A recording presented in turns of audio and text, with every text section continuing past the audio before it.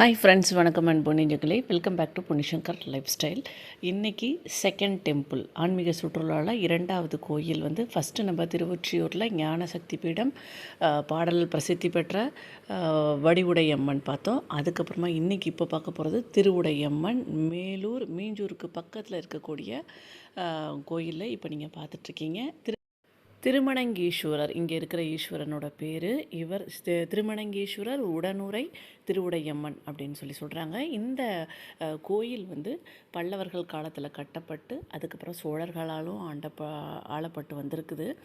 முப்பெரும் தேவியர்களுக்கான தலத்தில் முதன்மையான தலம் இந்த தலம் அப்படின்னு சொல்கிறாங்க. உங்களுக்கு ஏதாவது இந்த கோயிலை பற்றி தெரிஞ்சிச்சுனாலும் நீங்கள் கமெண்ட்ஸில் சொல்லுங்கள், எல்லாருக்கும் ரொம்ப யூஸ்ஃபுல்லாக இருக்கும். கிரியாசக்தி, ஞான சக்தி, இச்சாசக்திக்கான வழிபாட்டு தலம் தான் இது. பாடல் பிரசித்தி பெற்ற தலம்.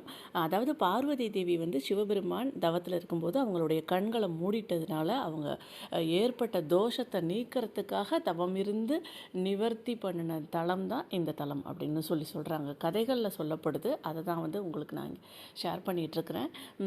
எல்லாமே பழமையான தலங்கள். ஆனால் எல்லா இடங்கள்லையும் எனக்கு ரொம்ப பிடிச்ச விஷயம் என்னென்னா, எல்லா கோயில்கள்லேயும் அழகாக குடி தண்ணீர் எல்லா இடத்துலையும் வச்சுருந்தாங்க. ரொம்ப அழகாக நீட்டாக அப்படியே மெயின்டைன் பண்ணியிருந்தாங்க. க்ளீனாக சுத்தமாக இருந்துச்சு. அந்த கோயிலுக்குள்ளே போனோன்னாலே நமக்கு ஒரு அமைதி, ஆன்மீக உணர்வு ஆட்டோமேட்டிக்காக நமக்கு வருது. ஒரு மனதில் அந்த அமைதியை நம்ம ஃபீல் பண்ண முடிஞ்சிச்சு. எந்த கோயில் போனாலும் எல்லா கோயில்லையும் கொடிமரம் அந்த பிரசாதத்தோடு உங்களுக்கு கோபுர தரிசனத்தையும் நான் கண்டிப்பாக அந்த வீடியோவில் ஷேர் பண்ணிவிடுவேன். நம்ம ஆல்ரெடி திருவுடையம்மன், வடிவுடையம்மன் ஃபஸ்ட்டு பார்த்தோம். அப்புறம் இப்போ திருவுடையம்மன், மூணாவதாக திருமுல்லை வாயிலில் இருக்கக்கூடிய கொடியுடையம்மனையும் நம்ம பார்க்க போகிறோம். இந்த 3 தேவிகள், முப்பெரும் தேவியரையும் ஒரே நாளில் தரிசிப்பது ரொம்ப சிறப்பான விஷயம் அப்படின்னு சொல்கிறாங்க. இந்த 3 முப்பெரும் தேவியர்களோட இடங்களையும் நாங்கள் போயிருந்த ஆன்மீக சுற்றுலாவில் இந்த முப்பெரும் தேவியரிடம், அது இல்லாமல் சிறுவாபுரி, அது கூடவே ஆண்டார்குப்பம் முருகன் கோயில், கூடவே பச்சையம்மன் கோயில் அப்படிங்கிறது எங்களுக்கு போனஸாக நாங்கள் சீக்கிரமாக முடிச்சிட்டோம். அப்படிங்கிறதுனால பச்சையம்மன் டெம்பிளையும் நாங்கள் பார்த்துட்டு வந்தோம்.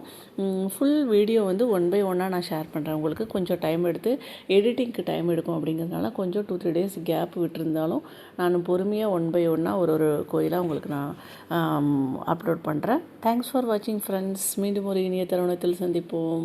பபாய். உங்களுக்கு கண்டிப்பாக டைம் இருந்துச்சுன்னா இந்த மாதிரி சிவன் ஆலயங்கள்லாம் போயிட்டு பார்த்துட்டு வாங்க. மனதுக்கு ரொம்ப நிறைவாக இருக்கும். முக்கியமான விஷயம் சொல்ல மறந்துட்டேன். இந்த 3 தேவியர்களுமே ஒரே சிற்பியால் செய்யப்பட்டவங்க.